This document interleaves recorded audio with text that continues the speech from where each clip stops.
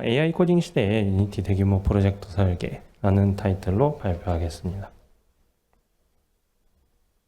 먼저 간단히 소개드리겠습니다. 김민혁이라고 하고요. 일본의 사이버 에이전트 게임 엔터테인먼트 사업부 코어 기술 본부에서 개발진실 실장을 맡고 있습니다. 사내 여러 게임 프로젝트의 품질 향상과 개발 체험 개선을 위해서 노력하고 있습니다. 요즘 코드를 작성하는 주체가 바뀌고 있습니다. 바뀌고 있다라고 적었는데 사실 이미 대부분의 코드를 AI가 적는 것으로 바뀐 지 좀 시간이 된 것 같죠? 직접 코드를 쓰는 것과 AI 코드를 쓰는 비율을 한번 조사해 보고자 하는데 이미 반 이상 AI에게 코드를 맡기고 있다라는 분들 한번 계시면 손 좀 들어보시겠어요? 네, 엄청 많은 분들이 손을 들어주셨는데 자기가 코드를 한 줄도 쓰지 않는다, AI에게 전부 맡기고 있다 라는 분들 계실까요? 네, 감사합니다. 이것처럼 과거에는 정말 사람이 직접 한 줄씩 코드를 작성했었지만 이제는 AI가 초원을 작성하고 사람이 이를 감독하는 방향으로 이동하고 있다고 생각됩니다. 이 변화가 오늘 논의의 출발점이고요. 그래서 작성 주체가 바뀌면은 이 설계 좋은 설계란 무엇인가 라는 기준 또한 다시 생각해 볼 필요가 있을 것 같습니다. 코드를 작성하는 AI는 이제 특별한 존재가 아니죠. 이미 2026년 현재 여기 보이는 AI 에이전트를 한 번도 접해보지 않은 사람은 아마 없을 것입니다. 이미 충분히 다양한 도구가 보급되어 있고요. 점은 코드 작성의 상당 부분이 이러한 도구로 이전되고 있으면서 그 속도 또한 빠르다는 것입니다. 수치를 한번 확인해 보겠습니다. 젯브레인스가 2025년이죠. 작년에 전 세계 개발자 약 24,000명을 대상으로 실시한 조사입니다. 이미 1년 전에 이 시점에 85% 이상이 개발 업무에 AI 도구를 하나 이상 일상적으로 사용한다고 답했고 62%는 코딩 어시스턴트나 에이전트를 사용한다고 응답했습니다. 오늘 특히 주목하고자 하는 것은 이 세 번째 지표인 42%입니다. 이 42%의 비율은 초안은 AI가 작성하더라도 검토와 수정은 여전히 사람이 직접 하겠다는 응답이었습니다. 코드 작성의 주체는 AI로 이전되더라도 최종적으로 책임은 사람에게 남는다는 의미입니다. 오늘 말씀드릴 설계 이야기도 결국 이 검증을 어떻게 용이하게 만들 것인가로 수렴합니다. 프로젝트가 커질수록 그리고 AI가 보편화될수록 작성 비용은 빠르게 0에 수렴합니다. 보일러플레이트나 배선, 변환 등의 코드는 AI가 그리고 자동 생성이 처리하기 때문입니다. 그러나 읽고 리뷰하고 수정하고 이상이 없음을 증명하는 비용은 줄지 않습니다. 오히려 AI가 작성을 담당할수록 검증과 책임의 비용은 더 커진다고 생각합니다.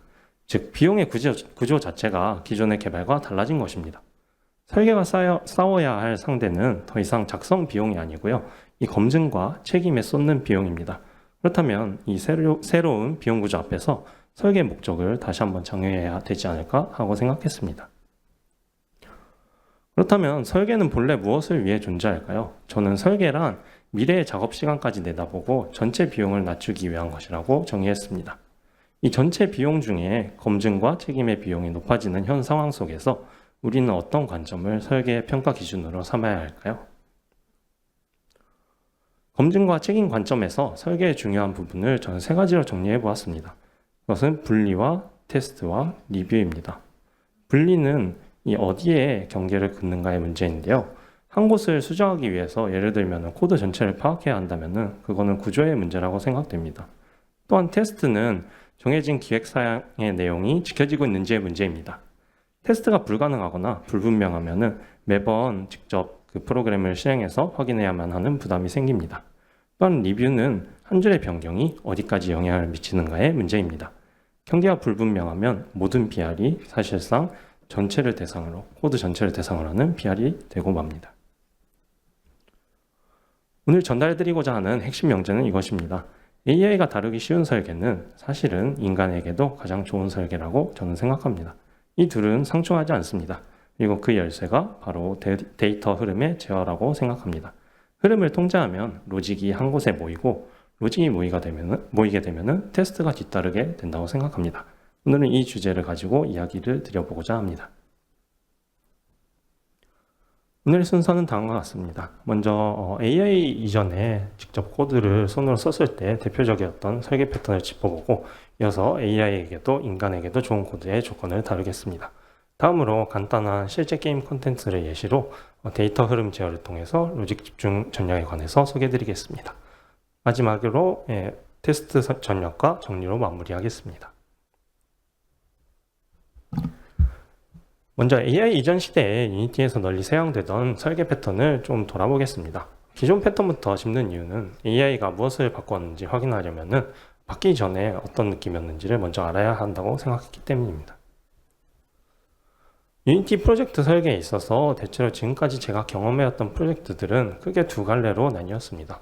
한쪽은 되게 유명하죠. MVP라는 설계이고요. 모델 뷰 프레젠터의 3계층으로 가볍고 즉시 개발에 착수할 수 있었습니다. 다른 한쪽은 일본에서 이제 유행하는 말인데 그 클린 아키텍처라는 설계가 있고요. 이거는 역할 단위로 굉장히 레이어를 세분화해서 규모가 커져도 경계가 유지되기 때문에 대규모 개발에 적합하지만 학습과 그 팀 내에서 합의하는 비용이 상당히 컸습니다. 두 방식 모두 장점이 뚜렷한 만큼 대가도 분명합니다.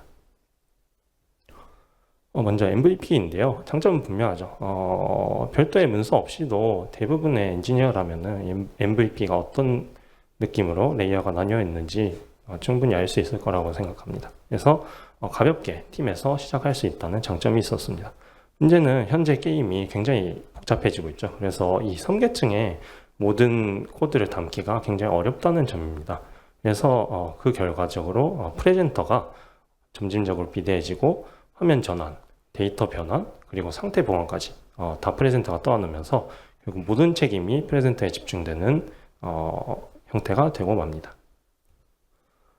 그래서 재미나이로 만들어 봤는데 이 그림으로 보면은 이런 느낌이죠. 중앙에 프레젠터가 점차 비대해지면서 모든 로직이나 사실은 로직은 여기서 모델에 들어가야 되는데 또 이제 프레젠터에 들어간다거나 개발을 점점 해나가면 나갈수록 이 구조를 테스트를 하려면은 예를 들어서 유닛 테스트를 돌리려고 하려면은 모든 이 매니저나 전체를 다 구동해서 결국 유닛 테스트 자체가 불가능하게 되는 문제가 있었습니다.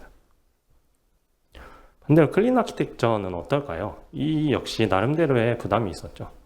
레이어에 대한 해석이 사람마다 다 다를 수 있습니다. 굉장히 이 경계가 많이 나뉘어 있기 때문에 사람마다 그 해석이 달라지거나 예를 들어서 A팀에서 클린 아키텍처를 경험하고 이제 이해했다라고 생각했는데 다른 팀에 가니까 여기는 해석이 달라요. 같은 상황에 놓이게 됩니다. 복잡한 레이어로 인해서 팀 규모를 급격하게 늘려서 이제 많은 엔지니어들이 갑자기 팀에 들어왔다라고 할 때 어떤 방식으로 이제 코드를 써야 하는지 굉장히 합의 비용이 늘어나게 됩니다. 또한 이 의존 방향을 굉장히 고정하게 되는데 고정하기 위해서 인터페이스를 과도하게 삽입하다 보면은 예를 들면 구현이 하나뿐인 헐만 있는 인터페이스가 늘거나 아니면은 코드 전체를 파악하는 데도 시간이 늘어납니다. 그래서 이 동심원이란 클린 아키텍처의 동심원이라는 유명한 그림이 사실은 있는데 그거를 아시는 분이 얼마나 있는지 잘 모르겠는데 그거에 대한 이제 제미나이에게 이거의 문제를 좀 지적해봐라 라는 식으로 만들었더니 이런 식으로 만들어졌는데 보시면은 이 안에 있는 개발자들이 돋보기를 들고 여기가 이 방향이 맞는지 의존 방향이 맞는지 같은 거를 계속 이제 고민을 하고 있죠. 이렇게 복잡한 상황에 놓이게 되고 또한 일정 문제와 그 다음에 입력 교체 속에서 이 부분이 그대로 지켜지지 않고 파탄돼서 문제가 생긴다거나 하는 거는 우리 일상에서 잘 볼 수 있는 문제라고 생각합니다.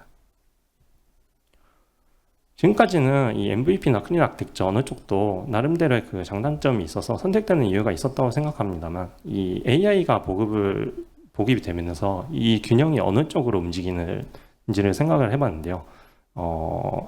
이 경계의 인터페이스나 데이터 운반용 클래스나 이런 것들을 정형 코드를 적는 거는 이제 AI가 작성을 금방 해주죠. 그 다음에 자동 생성이 담당하게 되면은 이 작성의 부담이 사라지면은 남는 거는 이제 경계를 레이어를 분리했을 때 남는 메리트만 있다고 생각하고요. 그래서 저는 이 둘 중에 하나를 고르라고 한다면은 지금은 클린 아키텍처 쪽으로 균형이 이동하고 있지 않나라고 생각을 합니다. 그렇다면 AI가 보급된 지금의 AI에도 인간에도 좋은 코드란 무엇인지 그 조건을 다시 한번 좀 구체적으로 살펴보도록 하겠습니다.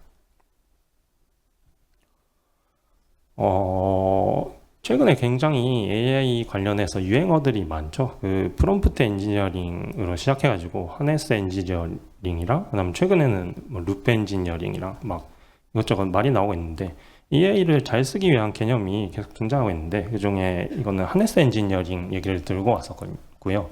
이거를 작성했을 때가 이제 2월이었는데 이미 하네스 엔지니어링이라는 단어도 이제 좀 가고 이제 그런 느낌인데 이 내용 자체는 에이전트가 그 엄격한 경계와 그다음에 예측 가능한 구조 안에서 가장 잘 작동하지 않나라는 얘기고 그래서 애플리케이션을 엄격한 아키텍처 모델 위에 구축했다는 내용이죠. 그래서 실제로 코드는 전부 AI에게 맡기고 100만 줄 정도 되는 코드를 엔지니어 3명이서 머지않은 실험의 회고입니다.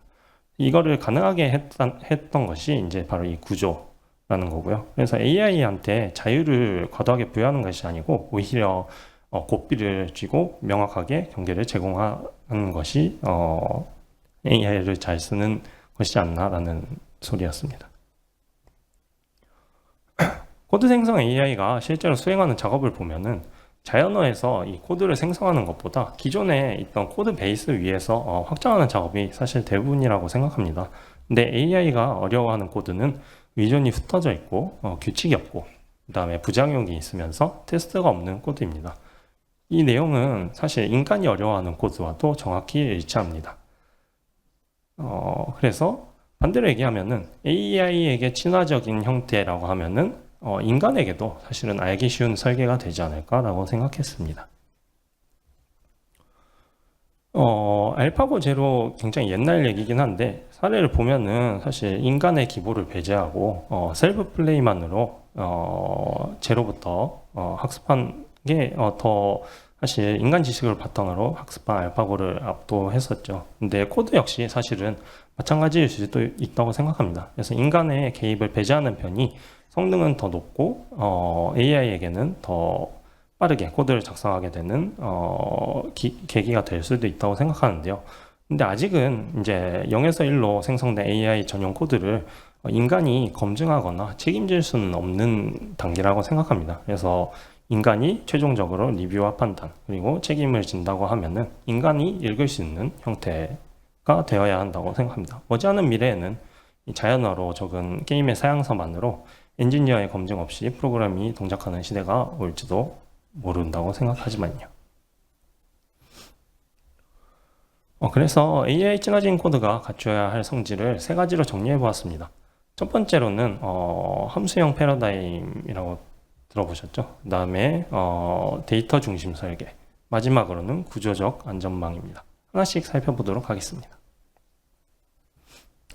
첫째로는 함수형 패러다임입니다. 구체적으로는 순수 함수라고 하는데 이제 입력과 출력만으로 이 내부의 동작이 짐작이 가게 되는 상태이고요. 그 다음에 안에서 부작용이나 상태나 전역 변수를 참조하거나 하지 않고 이 부작용들은 다 경계 바깥으로 함수 바깥으로 분리를 합니다. 이게 AI한테 친화적인 이유는 AI에게 전달한 컨텍스트가 이 함수 하나만으로 충분하게 되기 때문입니다.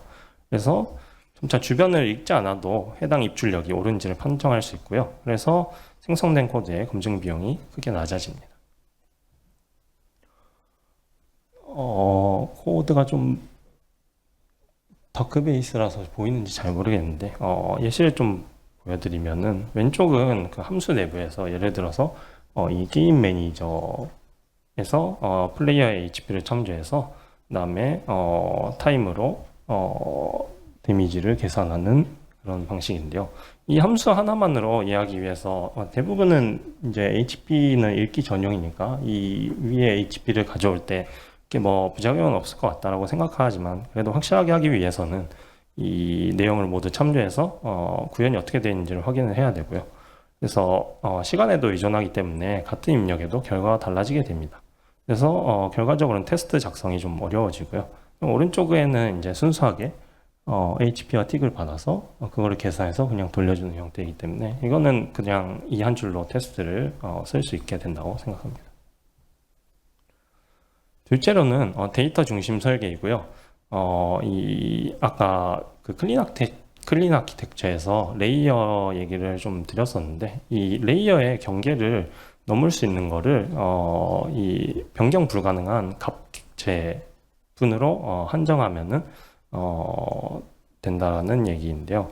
그래서 게임 사양 또한 이 네 가지의 값 객체로 분해할 수 있다고 생각합니다. 여기 보면은 유저 데이터랑 데이터 테이블 그리고 API 스키마와 뷰에서 이제 첨부하게 되는 뷰의 데이터를 이제 집약한 뷰 데이터 트랜스퍼 오브젝트라고 해야 되는 값 객체, 네, 라고 이렇게 하면은 이 방식의 장점은 이 사양을 값 그대로 이 입력에서 예를 들면은 이 유저 데이터와 데이터 테이블에서 이런 뷰의 데이터로 같은 식으로 대화가 가능하다는 점이 동작이 아니고 이 데이터 자체가 곧 그대로 사양이 되기 때문에 테스트가 굉장히 쓰기 쉽다고 생각됩니다.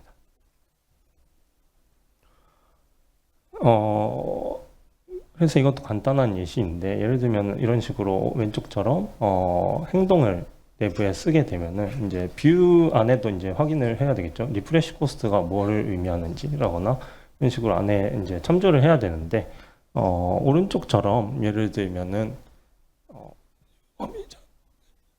장비 데이터에서 이제 뷰에서 쓰는 이제 뷰 쪽의 엔티티를 이런 식으로 만들게 되면은 이것만으로 그대로 테스트를 쓰면은 이런 유저 데이터에서 이렇게 뷰에 표시되는 데이터가 된다 라는 거를 테스트할 수 있겠죠. 그리고 마지막으로는 구조적 안전망입니다. 각 레이어가 독립적으로 테스트 가능해야 되고 그 다음에 이게 암묵적 약속이거나 AI를 사용하는 게 아니고 컴파일러와 애널라이저가 검사하게 해서 예를 들면은 PR을 이제 올렸으면은 CI로 테스트를 돌려서 이게 실패하면은 머지할 수 없게 하거나 하는 식으로 룰을 만드는 것입니다. 이게 AI에게 친화적인 이유는 AI가 수정하더라도 영향 범위가 드러나기 때문이고요. 그래서 이상이 없음을 자동으로 테스트나 컴파일 에러 이런 것들로 확보할 수 있기 때문에 과감하게 AI에게 위임을 할 수 있게 됩니다. 또한 반복적인 코드들은 역시 소스 제네레이터나 T4 같은 거를 써서 자동 생성을 하게 되면은 자동 생성하면은 이제 100번이든 1000번이든 똑같은 코드가 100% 생성이 되죠. 그래서 이거를 AI에게 그대로 위임하는 게 아니고 이 자동 생성 코드에 위임함으로써 구조로 보장하는 것입니다. 그래서 수정을 한 뒤에 이제 매번 저도 아직도 이렇게 기계적인 CI로 다 할 수는 없으니까 이제 테스트는 물론 하는데 예전에는 이런 방식이었죠. 매번 이제 수정을 한번 한 뒤에 한 줄 고친 다음에 이제 플레이 모드 들어가서 실행을 해서 여기가 잘 되네 라는 거를 확인하고 이제 나와서 잘 됐습니다 라고 이제 PR을 머지한다거나 그랬었는데 이렇게 됐을 경우에 문제는 다른 화면에서 이제 알지 못하는 사이에 버그가 발생하거나 같은 문제가 있었죠. 그래서 QA나 사용자한테 그 리포트를 통해서 이게 발견되는 경우가 많이 있었습니다. 그래서 AI가 수정을 담당할수록 이제 AI가 쓴 코드를 이거를 이제 주객 전도라고 하나요? 누가 이제 AI가 쓴 코드를 나는 열심히 테스트만 하는 이제 그런 방식이 될 수 있는데 그거를 최대한 이제 기계적으로 푸시를 했을 때 CI에서 테스트 등을 돌려서 머지를 차단을 하거나 이제 컴파일러가 아니면은 커스텀 애널라이저를 써서 이제 디스포즈가 되지 않았어요 같은 거를 이제 에러로 돌린다거나 같은 방식을 적극적으로 쓰는 것이 좋다고 생각됩니다.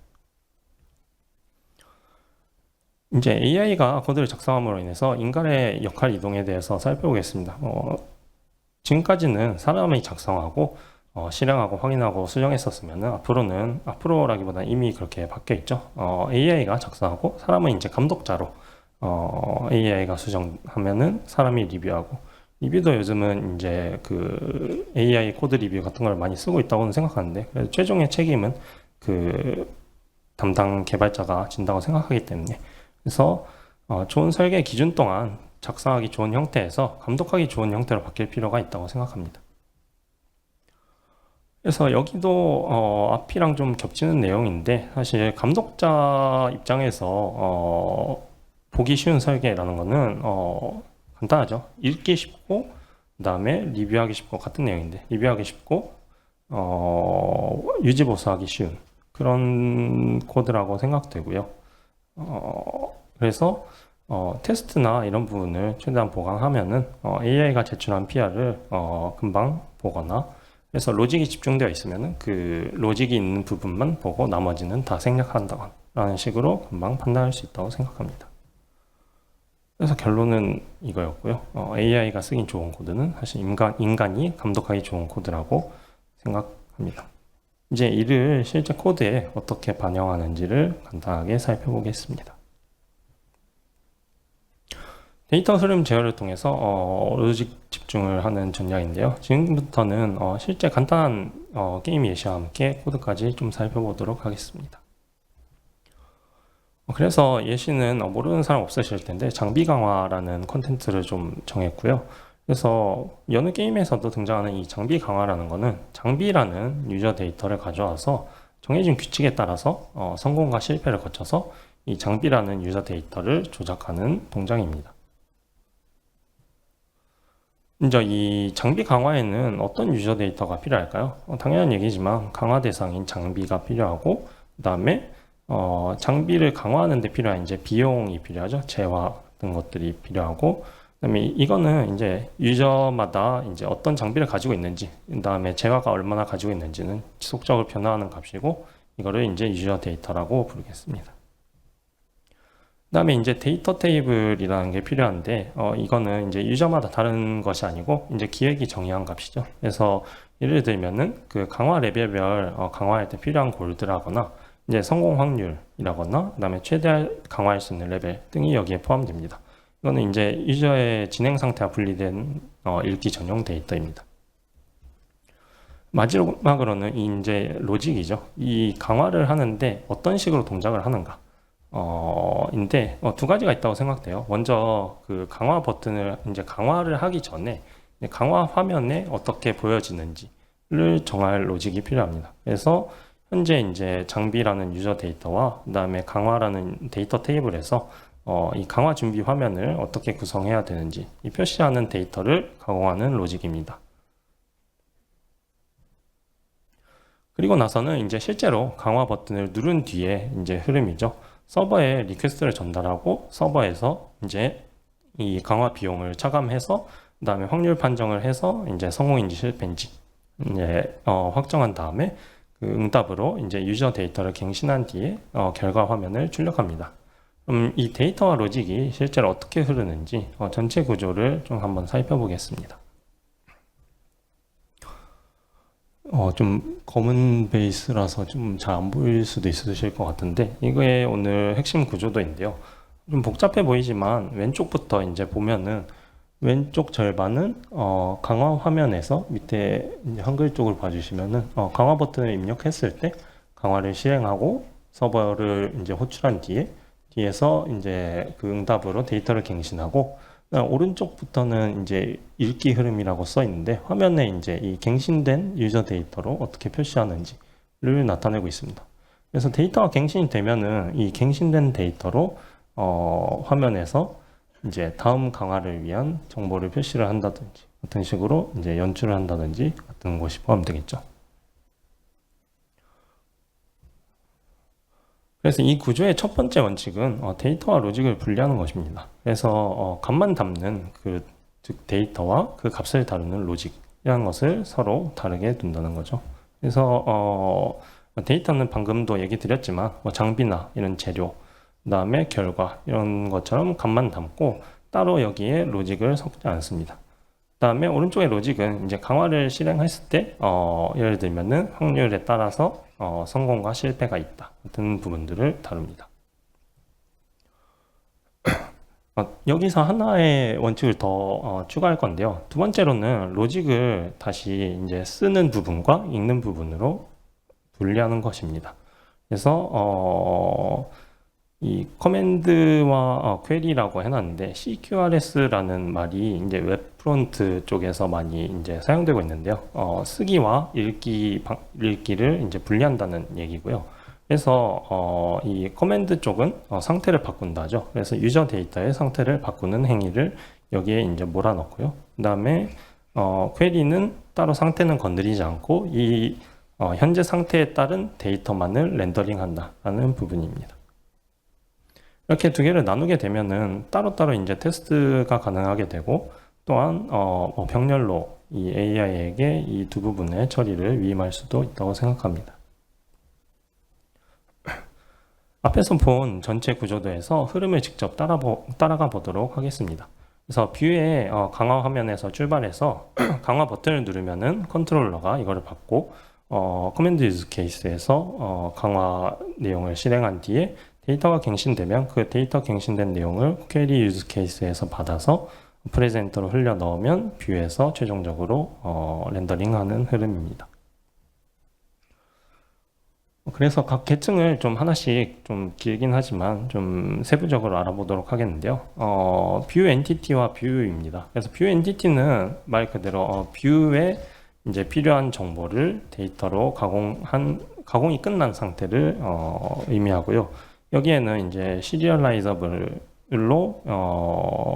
이 데이터에 되도록 그 프리미티브 타입이라고 하죠. 예를 들면은 복잡한 그 클래스나 이런 게 아니고 뭐 인트나 플롯, 스트링 이런 것만 담도록 하고 있습니다. 그래서 시리얼라이저블이라서 인스펙트에 그대로 직렬화할 수 있고요. 예를 들면은 70% 같은 그 화면에 표시할 예정인 데이터를 그대로 가지고 있는 상태입니다. 그래서 뷰는 모두들 아시겠지만 각종 UI 프리팹 같은 곳에 붙이는 모노비헤비어고요. 이 엔티티를 받아서 UI에 반영만 하고 내부에서 따로 크게 처리는 하지 않는 방식을 쓰고 있습니다. 여기에 예를 들면은 각종 조건문이나 여러 계산이 들어오게 되면은 이 부분은 로직이 되기 때문에 유즈 케이스 쪽으로 내용을 옮기는 것을 추천드립니다. 그래서 뷰 엔티티는 코드를 보면 간단하죠. 이제 이런 데이터가 있고 레벨 라벨에는 예를 들어서 5강에서 6강으로 든다 같은 부분이 좀 주석이 거의 안 보이네요. 있고 코스트 골드 라벨은 예를 들어서 얼마가 필요한지 300이라는 인트가 아니고 300 골드라는 식으로 스트링 가공이 끝난 상태로 되어 있고요. 뷰도 약간 이런 식인데 뷰에 되도록 이제 많은 코드를 쓰지 않고 그 이미 가공이 끝난 값을 그대로 시리얼라이저블 된 텍스트나 애니메이션 같은 부분, 플레이 같은 부분을 최대한 단순하게 행동만 지시하는 형태가 핵심입니다. 그럼 두 번째로는 이제 컨트롤러인데 이 뷰에서 예를 들면 버튼을 누르거나 하는 이벤트를 이쪽으로 이제 받아서 이벤트 핸들러로 받는 진입점입니다. 받아서 이제 커맨드 유즈 케이스를 호출하고요. 그래서 필요에 따라서는 이제 화면 전환 같은 것도 있을 수 있겠죠. 예를 들면 스테이트 머신 같은 거에서 스테이트를 전환한다거나 그런 식으로 할 수 있다고 생각하는데 이곳에서도 로직은 작성하지 않고요. 판단 자체는 유즈 케이스가 담당하고 렌더링은 이제 프레젠터가 담당합니다. 그래서 여기는 입력을 전달하는 역할에 한정합니다. 코드도 여기도 단순하게 이제 되는데 뷰에 있는 이제 강화 버튼을 눌렀다라는 거를 받아서 이제 유즈 케이스에 전달하는 단순한 역할만을 가지고 있는 거죠. 그래서 이 명령을 받았을 때 이제 마지막으로 이 명령을 담당하는 실제로 담당하는 커맨드 유즈 케이스인데요. 강화 실행을 해서 이제 실제로 유저 데이터를 변경하는 쪽입니다. 그래서 대부분은 이제 서버에 그대로 강화 요청을 전송하는 상태인데요. 중요한 거는 이 확률 판정이나 결과 반영이 대부분은 이제 서버로 이제 실행이 되겠죠. 그래서 테스트 같은 거를 쓸 때는 여기를 이제 서버가 아니고 그 뒷부분을 이제 인터페이스 같은 걸로 클라이언트에서 구현을 해서 이제 넣거나 해도 되는데 기본적으로는 서버 부분까지 테스트를 하게 E2E 테스트로 수행하는 것을 저희 쪽에서는 하고 있습니다. 코드는 진짜 간단하죠. 그래서 API 쪽에 이제 명령만 내린다 같은 느낌이라서 여기도 그렇게 뭔가 많은 로직을 쓰지는 않는 것 같네요. 그래서 API를 부르면은 그 뒤에서는 어떻게 움직이고 있나라는 부분도 조금 설명을 드릴까 하는데요.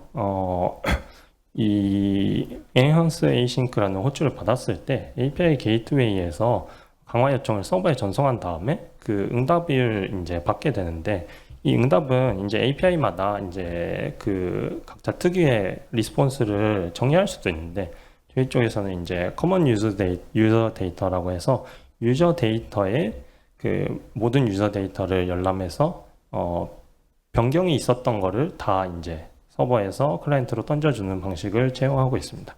그래서 이 커먼 유저 데이터를 실제로 핸들링하는 부분은 계속 같은 코드로 이제 변경이 있었던 값만 클라이언트 캐시에 여기를 반영하고 있습니다. 그래서 이 캐시를 반영하는 부분은 사실 자동 생성으로 다 커버가 가능하고요. 그래서 유저 데이터를 추가를 하면은 소스 제네레이터 같은 곳에서 이제 유저 데이터 어트리뷰트가 붙어 있던 거를 이런 식으로 클라이언트 캐시를 갱신한다.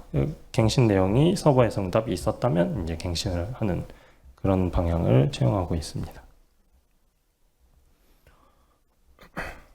그래서 갱신을 할 때는 이제 화면마다 화면에 따라서는 이 before after 값을 이제 비교하고 싶을 때가 있어서, 기본적으로는 이제 갱신된 최후의 값만 던지는 게 아니고 튜플로 이제 before after를 같이 던져주고 있고요.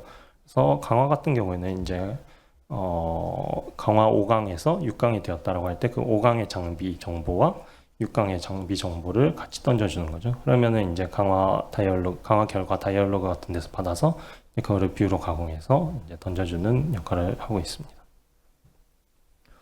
데이터는 네, 아까 계속 말씀을 드렸으니까 금방 넘어갈 텐데, 유저 데이터가 있고 그다음에 데이터 테이블이 있다는 얘기죠. 그래서 코드 예시도 여기는 사실 그렇게 설명할 것도 없고 단순하죠. 뭔가 레코드 같은 거를 사용해서 이제 기본적으로는 상태를 유지하고 싶지 않으면은 이제 불변이 되기 때문에 레코드로 그냥 단순하게 어떤 데이터가 있다만 정의하고 있습니다. 데이터 테이블도 같은 내용이죠. 그래서 장비 테이블에는 뭐 장비의 이름과 뭐 기본적인 파라미터 이런 게 있다. 느낌이죠. 그래서 MVP에서 모델을 주로 정의를 할 때는 이런 식으로 데이터와 로직을 이제 같이 붙인 형태가 되는데, 예를 들면은 이 유저 데이터에 강화가 최대로 되어 있는지 같은, 아니면 레벨이 최대인지 같은 이런 로직을 같이 붙이는 경우가 있는데, 이런 경우에는 테스트를 커버하기 위해서는 이 모델도 테스트의 대상이 되게 됩니다. 근데 이렇게 되면은 일단 그 데이터 테이블도 이제 여기에 주입을 해야 되고요. 그다음에 같은 로직을 이제 모델에서도 쓰고, 그다음에 유즈 케이스로 나눈다면은 유즈 케이스에서도 쓰는 게 되기 때문에 테스트할 것이 많아지죠. 그러면은 즉 인간이 확인할 부분이 늘어난다고 생각해서 여기는 저는 분리를 하고 있습니다. 그래서 다섯 번째는 이 퀘리 유즈 케이스인데요. 여기는 이제 화면 표시용으로 이 유저 데이터와 데이터 테이블을 받아서 뷰에 필요한 데이터로 가공하는 부분입니다. 그래서 예를 들면은 장비 레벨이 5다라는 유저 데이터가 있으면은 이제 제 장비 레벨이 5일 경우에는 이제 이거를 강화할 경우에 5강에서 6강으로 넘어간다는 정보를 이제 뷰에 표시를 해야 되는데, 그거를 여기서 미리 가공을 해버리는 거죠. 그 다음에 자기의 이제 골드가 있으면은 이제 강화를 할 수 있다. 버튼을 이제 인터랙터블을 이제 조정을 한다거나 그런 부분도 여기서 미리 가공을 해서 불리한 값만 던져주는 식으로 하고 있습니다. 그래서 코드가 좀 길어서 보기 쉬운지 모르겠는데 밑에 쪽에 집중해 주시면 되고요. 그래서 위에서 Create View Entity as Observable이라고 되어 있는데 그냥 이벤트 핸들러라고 보시면 되고요. 그래서 아까 그 데이터 비포 애프터로 갱신을 했을 때 이쪽에 이제 이벤트가 발화되는데, 발화됐을 때 이 데이터를 가지고 밑에 있는 부분에서 이 장비와 골드와 그다음에 장비 테이블을 가지고 이 뷰에 표시될 데이터를 가공하고 있습니다. 그래서 이 밑에 부분은 순수 함수이기 때문에 여기를 테스트 대상으로 하고 있습니다. 마지막으로는 이제 프레젠터인데 여기도 담당한 일은 많지 않고요. 방금 전에 이제 가공한 뷰 엔티티를 뷰에다가 흘려 보내주는 역할만을 가지고 있습니다. 여기도 얇게 유지가 됩니다.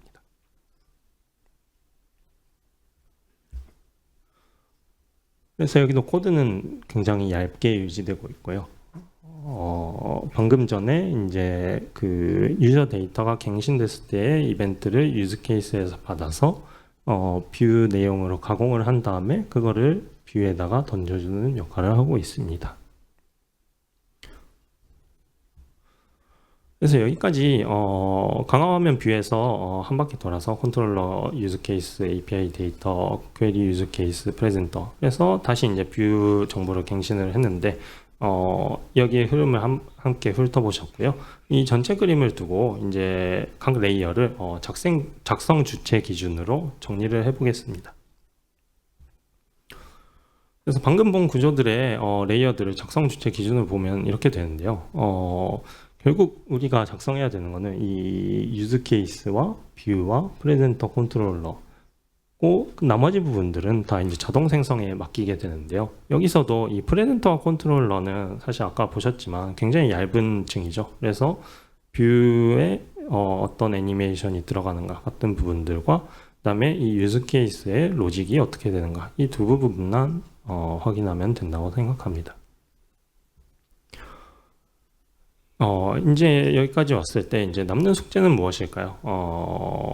방금 얘기 드렸듯이 데이터와 이제 유즈 케이스의 로직을 몰면은 이제 내용은 이제 구현을 할 수 있는데 마지막으로 이게 이제 언제까지고 회귀가 되지 않고 리그레션 되지 않고 남을 수 있는지를 확인하는 테스트가 필요하다고 생각합니다. 그래서 이 테스트가 있어야 나머지를 AI에게 다 이제 위임하고 우리는 테스트가 제대로 써져 있는지만 확인하면 된다고 생각하기 때문입니다. 그래서 앞서 말씀드린 부분들이 테스트를 할 때 어떤 식으로 나타나는지를 좀 확인해 보도록 하겠습니다. 전체 테스트는 이 세 가지 테스트를 하면 된다고 생각하고요. 그래서 커맨드 유즈 케이스는 방금 말씀드렸듯이 유저 데이터가 어떤 상태로 변화하는지 지금 유저 데이터가 이런 상태였는데 여기서 커맨드 유즈 케이스를 통해서 상태가 어떻게 바뀌었는지를 테스트하면 된다고 생각하고요. 그 다음에 퀘리 유즈 케이스는 유저 데이터랑 데이터 테이블을 이렇게 합성하면 이런 뷰 엔티티가 된다 라는 부분을 테스트하면 될 것 같네요. 그 다음에 뷰 엔티티를 이제 뷰에 넣었을 때 이 뷰가 제대로 에러 없이 작동하는지는 유니티 테스트로 테스트를 하면 된다고 생각합니다.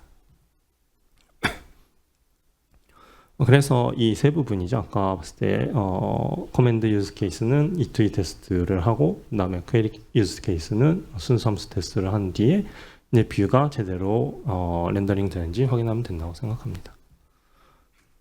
각 테스트를 간단하게 보면은 이제 커맨드 유즈 케이스 같은 경우에는 이런 식으로 이제 서버에 보내기 때문에 사실은 이 부분 테스트는 서버에 원래는 맡길 부분이긴 하죠. 근데 이제 확실하게 클라이언트에서도 테스트를 한다고 하면은 데이터 테이블을 이제 모킹하거나 스톱해서 이제 서버에서 확률을 조작을 한 다음에 이제 이런 유저 데이터를 미리 가지고 있었을 경우에 이 강화를 하게 되면 강화 결과로 어떤 유저 데이터의 상태가 되어 있는지를 확인할 수 있다고 생각합니다. 그래서 위에서 5강이었는데 이 커맨드 유즈 케이스를 통해서 6강이 되었다라는 거를 이렇게 테스트할 수 있죠. 이 부분은 사실 클라이언트에서 로직을 서버 쪽 로직을 이제 따로 작성을 해서 이제 할 수 있다고도 생각하는데 그렇게 되면은 이제 사양서 변경이 있었을 때마다 클라이언트 부분과 서버 부분에 괴리가 발생할 수도 있기 때문에 기본적으로는 서버에 맡기고 있습니다. 그다음에 읽기 흐름을 테스트하는 거는 이런 식으로 이제 이런 장비가 있고 재화가 있고 테이블은 이런 상태였을 때 이거를 이 뷰에 맞는 형식으로 바꾸게 되면 이런 데이터가 된다라는 부분을 테스트할 수 있다고 생각합니다. 마지막으로 이제 뷰는 뷰 자체를 이제 생성할 수 있으니까 뷰를 생성한 뒤에 이런 뷰의 데이터를 넣어주면은 이제 뷰가 어떤 상태가 되어 있고 그다음에 생성을 해서 애니메이션을 하거나 할 때 이제 문제가 없는지 에러가 없는지를 확인하면 된다고 생각합니다. 다음 뷰를 생성하게 되면은 이제 스크린샷이나 이런 쪽을 써서 그 렌더링한 부분이 무너지지 않았는지 어떤 부분도 이제 테스트를 할 수 있다고 생각합니다. 네, 정리하겠습니다. 그래서 AI에도 인간에도 친화적인 코드란 주변을 몰라도 함수만으로 판정할 수 있고 그다음에 사양이 데이터의 형태로 드러나며 그다음에 규칙을 위반하는 부분들은 컴파일러와 CI와 테스트가 기계적으로 잡아주는 코드라고 생각했습니다. 그래서 최종 방어선은 역시 테스트라고 생각하고요. 그래서 AI 코드를 리뷰하면서 단 한 것만 확인해야 한다면은 이 테스트라고 생각하고 그 테스트가 사양 그 자체가 되도록 로직을 모으는 수단이 데이터 흐름 제어라고 생각했습니다.